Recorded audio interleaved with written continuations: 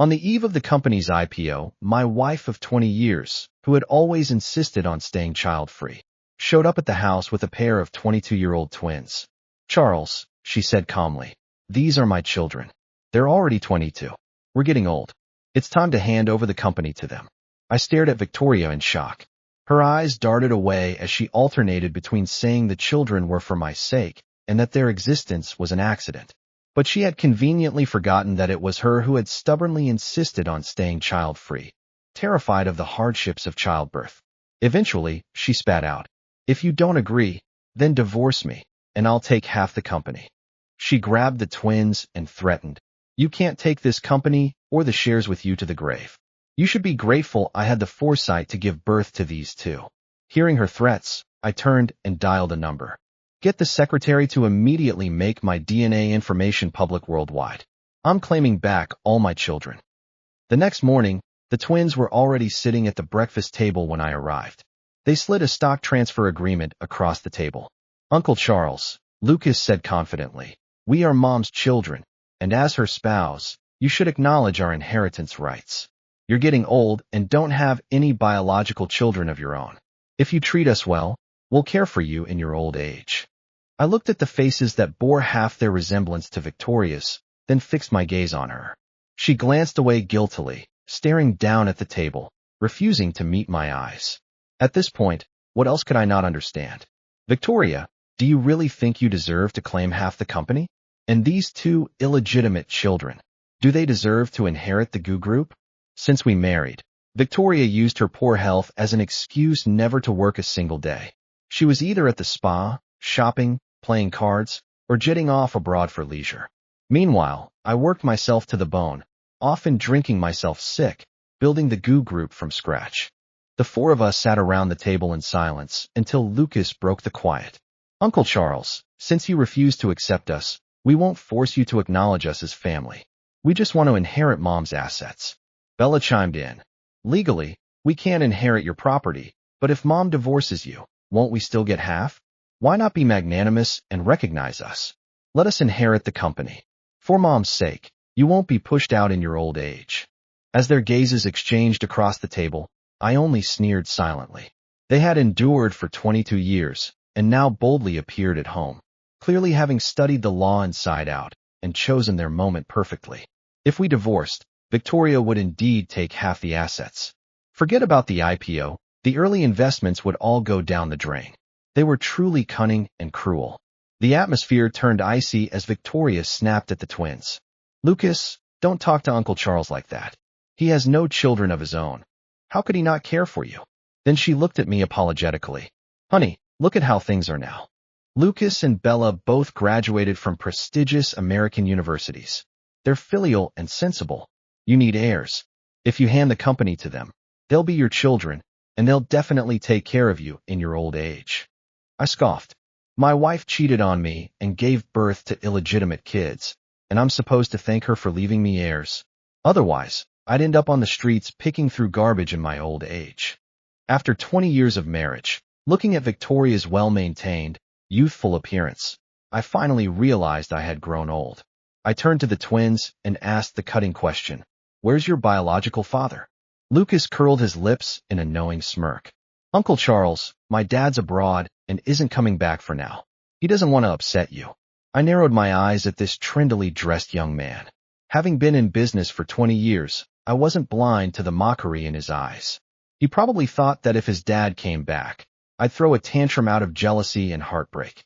He lifted his chin disdainfully and said, "Uncle Charles, you're old now. Stop making a fuss over love and relationships. It's embarrassing at your age. An illegitimate son, and yet he acted so arrogantly, thinking he had me figured out." I sneered. "If your biological father had the ability to make you rich and successful, would you even need to accept me as your dad? That's hardly something to be ashamed of." Victoria's face darkened, but before she could explode, Lucas slammed his hand on the table. "Charles." Some sauce splattered onto my face, but I calmly looked at them all. Victoria protested. "Charles, how can you talk about Andrew like that? He's a grown man who gave up his career to raise 2 kids at home. That's already a big sacrifice. How can you insult him in front of the children?" "Bella, dressed in a Chanel suit, suddenly stood up, looking at me arrogantly. What's the point of arguing? My dad might not make money, but he has Mom's love, and us. Once we get the company, he'll have everything. If anyone dares disrespect him, my brother and I won't hesitate to break their legs and toss them in the river. I looked at the twins' furious expressions. Even illegitimate children had become so brazen these days. Victoria really outdid herself. Victoria hurriedly tried to calm the twins down while patiently explaining to me. Charles, you see now, they really are filial children. If you treat them like your own, they'll naturally protect you just as they do their biological father. Andrew hasn't had it easy either. We got drunk that night and accidentally had the kids. I wanted to terminate the pregnancy, but Andrew stopped me, promising it wouldn't affect my marriage to you. He vowed to raise the children himself. Charles, you have to understand. Andrew is soft-hearted and couldn't bear to hurt two innocent lives. Without him, Lucas and Bella wouldn't have even had a chance at birth. Victoria's eyes welled up with tears, her voice choking as she spoke. Listening to her twisted words, my blood boiled. I couldn't hold back the last question. What exactly do you want? Victoria hesitated, her voice barely above a whisper. Andrew's been abroad for over 20 years. The kids are used to living with him. I want to give him the suburban villa. I'll visit them on Mondays, Wednesdays, and Fridays, be with you on Tuesdays, Thursdays, and Saturdays, and Sundays will be up to me. I clenched my fists tightly, letting go of any last shred of hope. If you want the family to be together, then fine, let's get a divorce. Victoria's expression changed. Charles, I told you, it was an accident. I still love you. We've been married for 20 years. Can you really go through with a divorce? I cut her off, spitting out each word like poison in her face. Victoria, do you want to be the next Empress Wu? You've got no shame. All these years, you've been living off my money, supporting your gigolo and illegitimate kids. And now you want a secret second family, making me the fool all over again. The twins looked at me with nothing but contempt and disdain. I wasn't blind. They'd been laughing at me behind my back for years. At first, I thought if it really was an accident, I could just pay them off. After all, I fell for Victoria and loved her for 20 years. Though it hurt, I was willing to give her another chance. But now, it seemed it was all my wishful thinking. Her heart and eyes belonged entirely to Andrew and the kids. She didn't want a divorce, not because she couldn't bear to leave me, but because she couldn't give up the cash cow I represented. Seeing how harsh I was, Victoria's face darkened. She gritted her teeth and delivered her final blow. Charles, if you really want a divorce, I'll take half the estate, and you can forget about the IPO. Victoria played her cards well. She knew the company was like my child. I poured my heart and soul into it, and had been preparing for the IPO for 3 years. She was betting I wouldn't be able to let go of her or the company and would give in. But what she didn't know was that my children weren't just the company. There were countless others. Seeing my dark expression, Victoria softened her voice and coaxed me.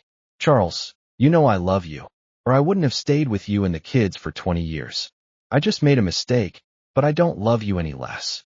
You said once you'd retire and travel with me across our homeland's mountains and rivers. Now that we have heirs, they'll help manage the company.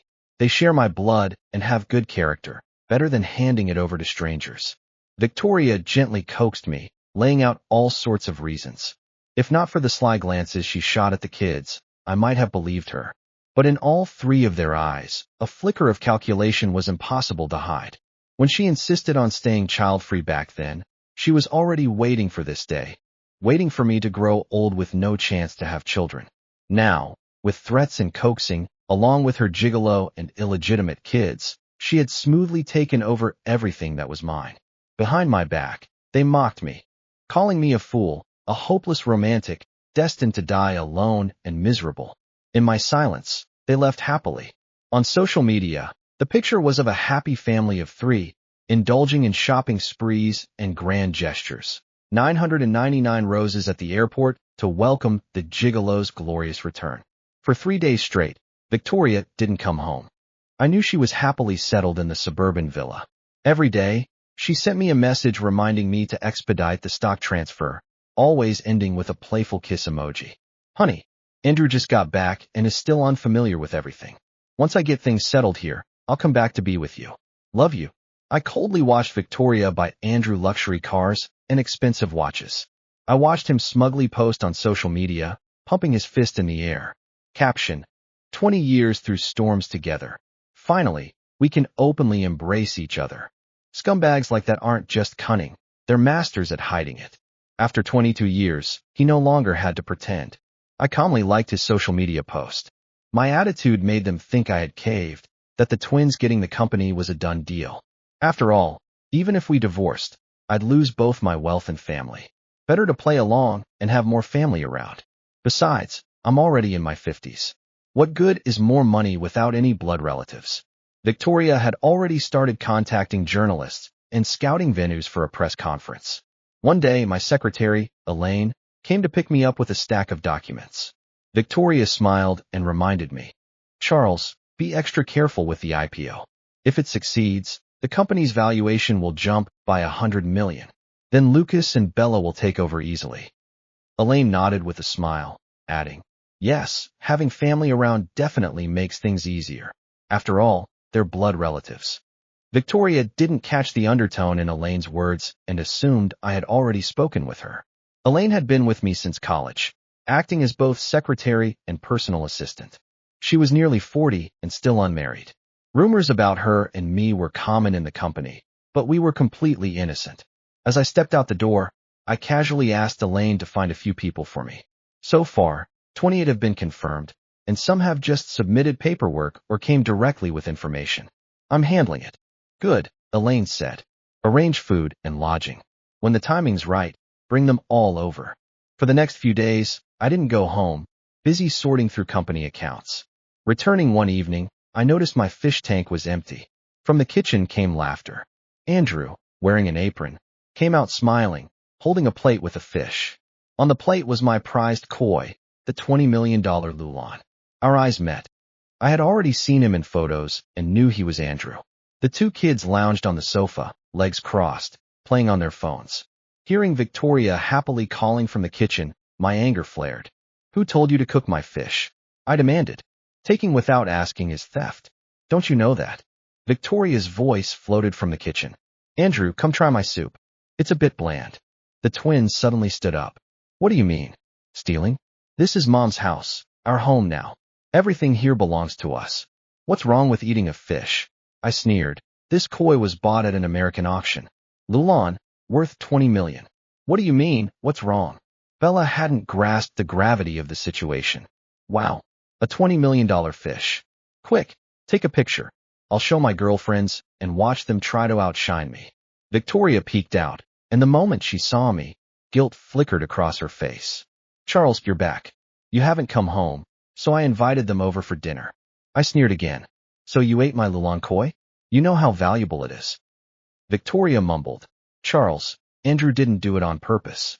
The kids wanted braised fish, and we had none at home. By the time I saw it, Andrew had already killed the fish. You can't waste it now. It's not like it was for strangers." Looking at the empty tank, my heart ached. I'd spent 5 years raising that fish, spending over $200,000 a month. Yet she casually said it was already killed. I took a deep breath and coldly said, "Tell him to replace my fish, or get out. Otherwise, I'll call the police." Lucas jumped up. "Old man, who do you want to kick out? Call the cops? Try it, and I'll break your legs." Bella also stood, glaring angrily. "Be polite to my dad. He's my real dad. If you treat him like this, don't expect us to care for you later." I looked at the two kids, just as shameless as Andrew. Andrew stood between them, grinning arrogantly like an old rogue. I didn't want to waste words with them. I looked at Victoria. "Victoria, we need to have a serious talk." I turned and sat on the sofa. Victoria glanced at Andrew and the kids before finally sitting opposite me. The four of them seemed to be ready for an interrogation. The twins glared venomously. Andrew looked utterly unconcerned. I got straight to the point. "Victoria, send them abroad immediately. I can pay $10 million for their living expenses. Otherwise, we're going to the police today." Before I finished, Andrew slammed his hand on the table. $10 million?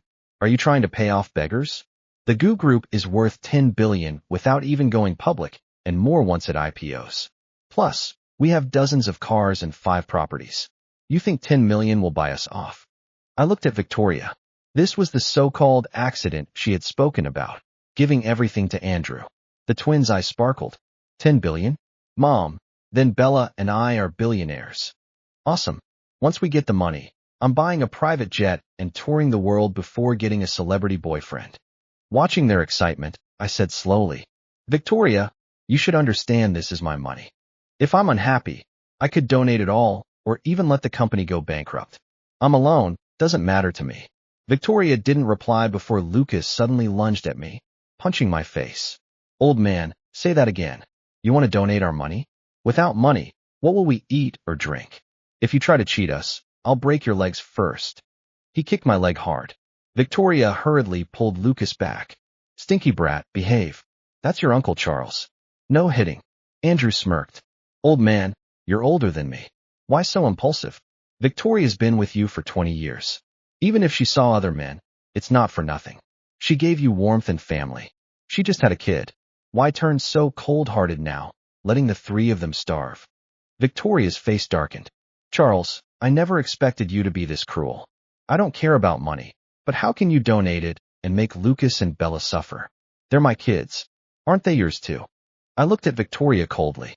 So, you mean I shouldn't mind you cheating on me and should generously accept your kids? If I had kids outside, would you be just as magnanimous? Victoria scoffed. Of course. If you had kids outside, I'd take them in just like Lucas and Bella. I'm not as petty or selfish as you.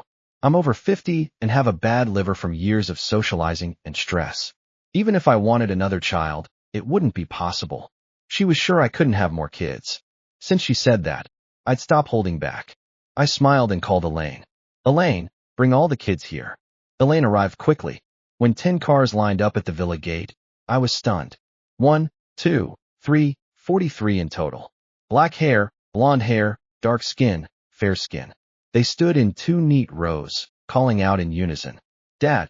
The oldest was a year older than Victoria's kids, the youngest still in high school. After all, they were my children. This time I was the one who actively sought them out for child support, so it was only natural they called me Dad. Victoria looked puzzled. Charles, who are all these people? Why do they call you Dad? Andrew sneered. Charles, you really go all out to control the company. First you threaten police, then talk about donating the company. Now you drag out these kids. You think just because they call you Dad, they'll inherit your assets? You need blood ties and legal recognition for that. I smiled mysteriously. How do you know they don't share my blood? They all have 100% of my DNA. Victoria helplessly came over and wrapped her arm around me. All right, honey. You don't have any kids. I know that. Lucas and Bella were stunned, then burst into laughter. Old man, have you gone crazy wanting kids? You're gathering so many mutts to be your sons. Uncle Charles, aren't you just embarrassing yourself? Random kids you find can't compete for inheritance with us. Why even bother with legal rights? They all laughed in different ways. Victoria smiled with a mix of helplessness and disdain. But their laughter stopped cold when Elaine handed out the results of 43 DNA tests. Victoria trembled as she flipped through the reports, her voice shaky and unsteady. In no way. How? When did you have so many illegitimate children? I don't believe it. These have to be fake. You're trying to fool me. After 20 years together, she knew me well, never having improper affairs or keeping mistresses. So she dared stab me in the back mercilessly in my old age. Victoria kept scanning the reports, hoping to find signs of forgery. Andrew's smile vanished. Nervously, he snatched a test and stared hard at the results. The twins panicked, asking repeatedly, Dad, this must be fake. He's no bore. How could he have so many illegitimate kids? Victoria composed herself. Charles, are you serious? With your build, how could you have so many illegitimate kids? Do you think I'm an idiot? Enough. I won't argue anymore. Send them all back immediately. Tomorrow's the press conference. We need to discuss the stage etiquette and decide which bosses to introduce. I laughed and pulled out my sperm donation certificate. If you're not a fool or have amnesia, you should remember this. Victoria's pupils dilated in shock. You? Charles, you actually found them. Ever since Victoria suggested staying child-free, I had started donating sperm. I always believed that even if I couldn't recognize them, as long as there was a child in the world who shared my blood, I wouldn't be alone. You can rest assured, from now on, I will love you wholeheartedly and never betray your trust again. Silence fell once more, occasionally pierced by the sharp chirping of insects. Although Victoria stammered as she spoke, I understood everything clearly. She was still trying to use my feelings to secure a future for those two illegitimate children, handing over all my hard work to the wild man outside. It turned out her love was more poisonous than venom, not only killing me, but also destroying my heart. In the end, I had misplaced my love for a lifetime. Finally, I asked her the soul-crushing question, Victoria, if you care so much about those kids and want them to have a support system, why didn't you divorce me earlier? If you divorced me, married Andrew, and worked together, wouldn't it be better for the kids' future? Victoria was silent. She had thought about it, but weighed the pros and cons. Andrew was a playboy, indulging in frivolous nights, sweet talk, but could never truly support a family. Victoria stammered again. Andrew, he's spoiled, can't handle hardship, you know. Look at that. That's women for you. Enjoying their husband's generous material life, but complaining he's not romantic enough, not sweet, or caring like other men outside. Victoria, 10 million is enough for you and the kids to live comfortably for a lifetime. Let's get divorced. I said everything I needed to say. After 20 years of marriage, I can honestly say I never wronged Victoria even a bit. 10 million was my final gesture. Victoria tried to lean her head on me, but I pulled away. Her cries echoed in the air, crocodile tears that only disgusted me. I had just laid back down to rest when Andrew showed up again, this time with the two kids. They didn't attack me, but grabbed Victoria by the hair, slapped her hard twice, and threw her to the ground. Victoria, I gave up the best years of my life hiding overseas for you and the kids, and now you're being played for a fool. And I'm the biggest fool of all, Andrew spat. Give me 200 million, and I'll take the kids and leave. Victoria covered her face, begging, Andrew, Charles has already agreed to give us 10 million. We can live frugally. Isn't it better for the family to be together? Bella tugged at Victoria, shouting, 10 million? My classmates are all billionaires. I can't even hold my head high around them. And you want me to live frugally? You shamelessly cheat and make me the joke, a bastard's kid. If you don't get me compensation, I'll make you pay. Andrew cursed, lamenting how Victoria ruined his best years. The three of them then started beating Victoria mercilessly, glancing defiantly at me as they did. Victoria held her head, crying and begging, completely broken. She was broken already, and they hadn't even started feeding on her yet. Crawling to me, Victoria begged for 200 million. But I had already discussed with Chloe, not a penny would I give Andrew. I shuddered to think, if I didn't have kids, Victoria would have squeezed every last drop from me through divorce and company pressure, treating me like garbage and kicking me out. Now that I held the power and money, I froze Victoria's accounts and let them starve. I still had 45 allies. No, 46, since Chloe had stood by me faithfully for 20 years. After seeing the brutal beating, I didn't flinch, just sneered coldly. The three stormed off, threatening me they'd kill Victoria if I didn't pay up. They even resorted to the martyr tactic. 8 days later, Andrew and Victoria couldn't take it and proposed divorce, demanding a 50-50 asset split. She claimed she had no merits but endured the hardships, so deserved half. I refused. She betrayed the marriage first. I had 45 kids, but never betrayed her. Our situations were worlds apart. Andrew panicked, fearing I'd secretly transfer assets. Calmly, I said, if you want half the assets, sue me. The lawsuit would drag on for a long time, complicated with 45 children requiring proof. Victoria screamed, accusing me of wanting to kill her. I replied calmly, you hid the illegitimate children for 22 years, even before we married, and kept it so well hidden. Why bring it up now? If the kids had stayed abroad, I might never have known, because I trusted her too much. It was all just a ploy to pressure me as the company's IPO approached. In their plan, if I didn't give in, a messy divorce would still grant them half the assets, billions. They had calculated everything. But how could I be soft with someone who schemed against me for half my life? To divide assets, I chose philanthropy, investing in bleak industries and startups. My 45 kids came through. Within days, we formed over a dozen companies. The investment road was surprisingly smooth. In less than a week, 8 companies had been invested in.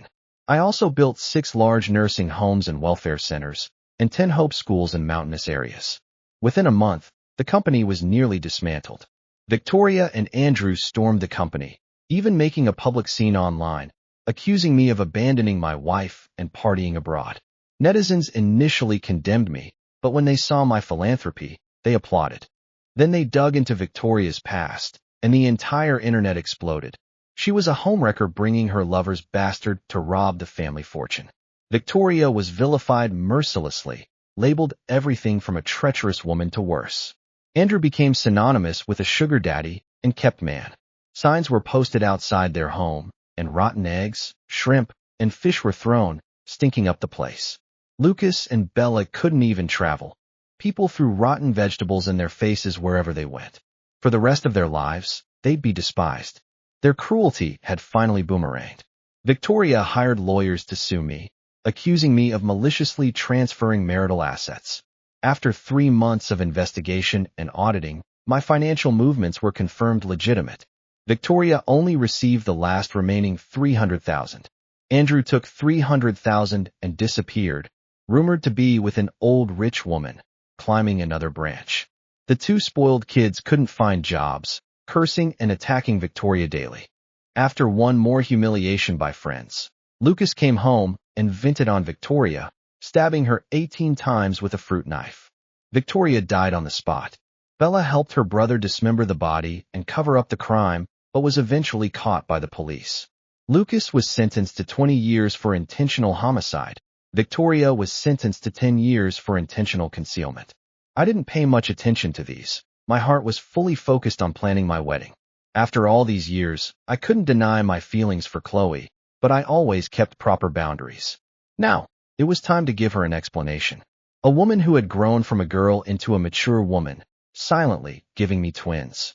I could only repay that deep love with my remaining life. Watching my 2 children grow up motivated and filial, I finally understood.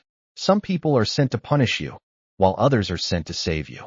After all the twists and turns, I finally met my savior. 3 years later, my son and daughter graduated from MIT and officially took over my invested industries. Chloe and I let go of burdens and started traveling the world. One day, while strolling near a trash bin in France, we saw a familiar figure. A closer look revealed it was Andrew. He was covered in sores, mentally unstable. The rich woman he had been with contracted syphilis, and within 3 months, he got infected too. The woman found him disgusting and kicked him out. His money was gone in less than half a year on medical bills. He ended up on the streets, slowly losing his mind. Chloe and I exchanged a glance, smiled lightly, and walked away briskly. Rotten people deserve to rot in the mud. That's respecting their fate. Chloe and I will support each other all the way and live a happy life.